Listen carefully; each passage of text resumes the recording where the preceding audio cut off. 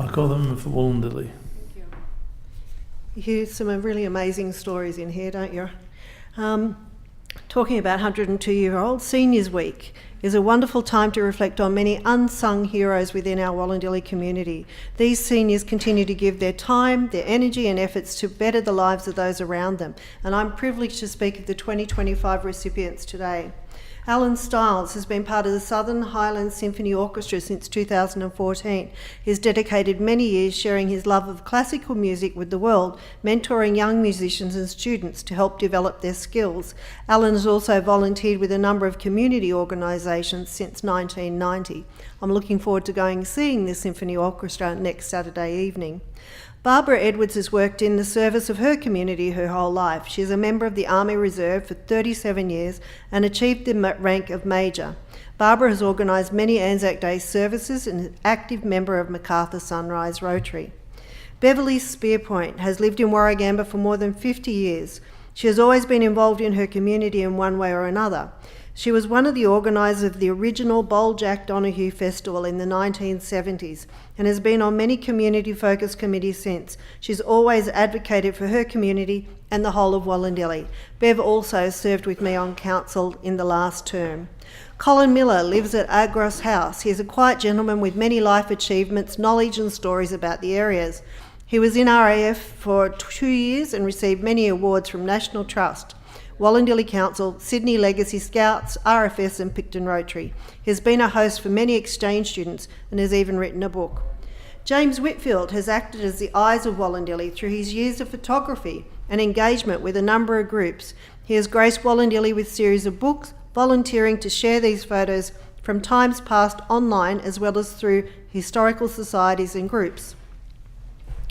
Jeff and Cheryl Skinner have been members of the Picton Lions Club since moving to Wollondilly. They have reinvigorated the club with new membership, linking to the popular Picton Cars and Coffee, which enabled fundraising for charities each month. Last month, they actually raised $35,000 for Camp Quality. President of Tamor Lions, Jenny Barclay, has been integral in commencing the Lions Eye Health Program in Wollondilly, training screeners and reinvigorating the club with new membership, fundraising for local charities and those in need.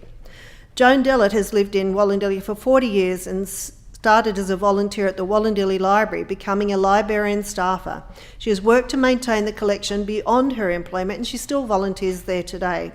John Churchill has always been a great supporter of his community. He has volunteered for many organisations over the years and has been a member of the Wollondilly Council's Australia Day Committee almost since its inception. John wrote the Wollondilly poem that is recited every year at the ceremony. John Ross runs the monthly pizza party for residents at Agros House. He also runs the weekly football tipping club and Melbourne Cup sweeps. John has lived at Agros House for 9 years and is a funny, friendly man who enriches the lives of the residents and staff. He also looks after the vegetable garden. Michael Goodenough is a wonderful gentleman who lives in the retirement village. He has dedicated his Sunday mornings to holding a devotion service at his aged care facility as the pastoral carer and is also involved in the Remembrance and Anzac Day ceremonies.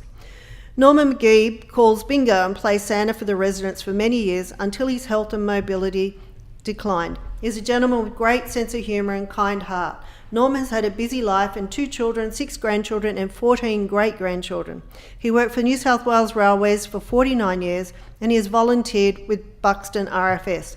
I think he just turned 100 this week as well. I'd like to also recognise Robert Bob Daly for his exceptional contributions and unwavering dedication to enhancing the lives of those around him.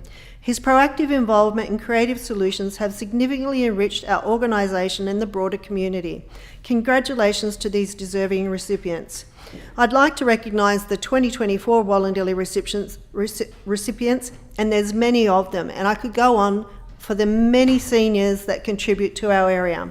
What I'd like to say is thank you to each and every one of you for everything you do to contribute to our Wollondilly community and make the lives better of all of us. Thank you.